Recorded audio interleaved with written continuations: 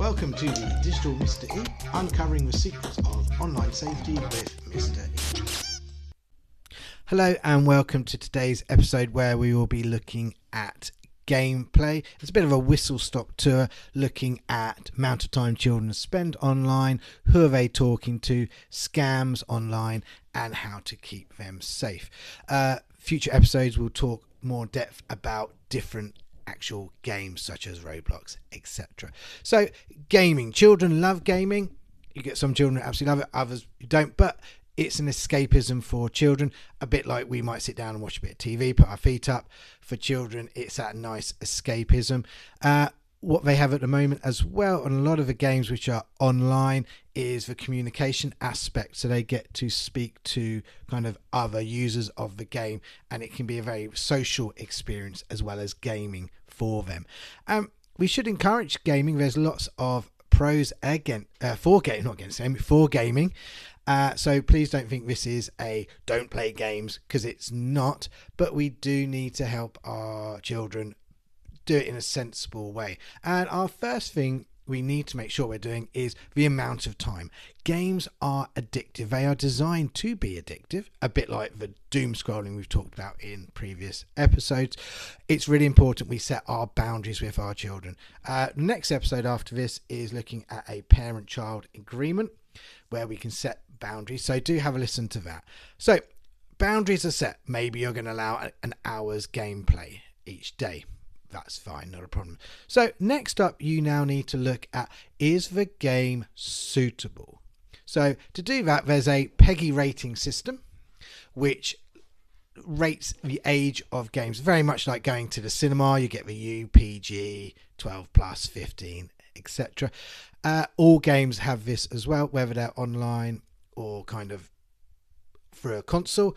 It is definitely worth looking at this because the older games can be violent and they can even have a sexual content as well.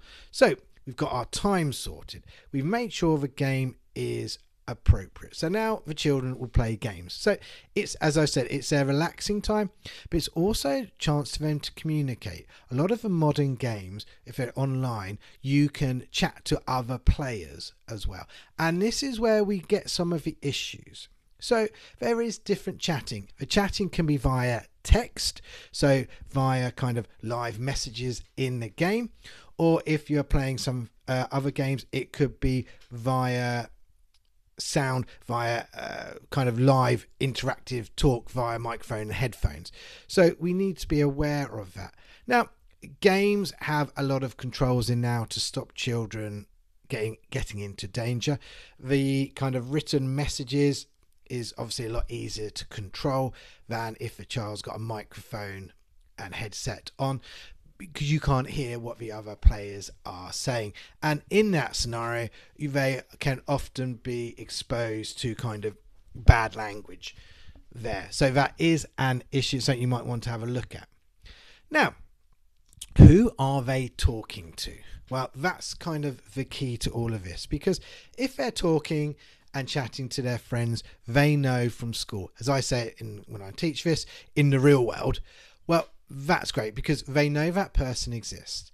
The issue comes when they're just talking to a random player because they don't actually know who they are. Now, you might speak to your child and say, oh, who's this person you're talking to?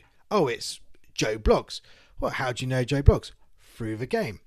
That's lovely. Do you actually know who they are? Well, no, but I've been chatting to them for weeks or months, so I do know them. And fair enough. If the conversation is just talking about the game, and this is what I say to my students, the older students, if you're playing, say, Fortnite and you're talking to someone and it's just about the gameplay because you're doing battle strategy and things like that, that's not a problem. The issue is when those questions start coming up and you start giving away personal information. Now, these people who could be 100% legit, but you've got, that very small percentage, sadly, these people are not legit people and they are after something. So we have to be really, really wary and be very kind of cynical, if you like. And children can tell you straight away, what to listen out for. Have they asked my name? Have they asked what school I go to, my date of birth? All of that. Kids are really good at spotting that. But so are the scammers now. These people, and you could even like them to kind of low-level grooming, which could lead into something worse. They are experts at getting this information out. They're playing the long game, so they're not going to go straight in with those really obvious questions. They are going to be just strengthening a friendship to start with, showing they're trustworthy, and then getting little snippets of information out.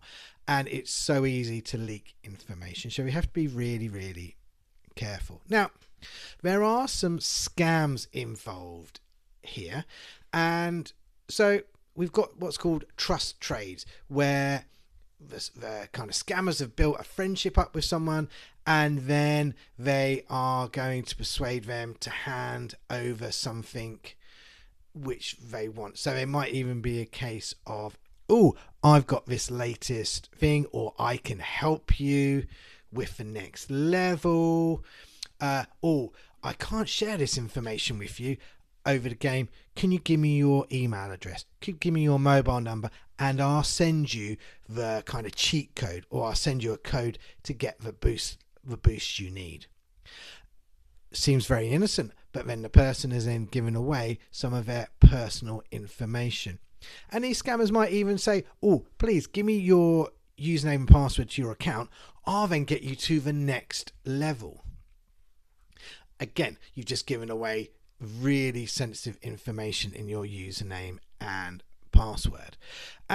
These scammers, they'll promise these extra, oh, look, if you give me your number, if you give me these details, I'll give you some extra currency, I'll give you kind of X, Y, and Z.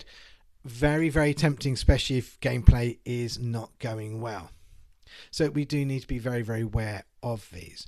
Now, you've also got phishing, that's with a PH, where you might get game pop-ups to say, oh, you've now won this, or click here to jump to the next level.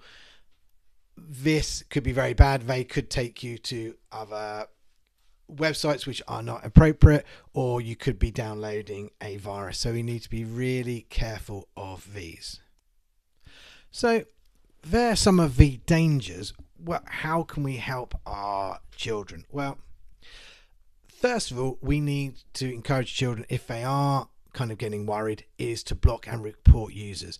These games have excellent reporting systems and blocking mechanisms, so it's really easy to do. And I always tell the children I teach, it is their responsibility. If they've spotted someone they think is being a little bit dodgy or making them feel uncomfortable, is to report them.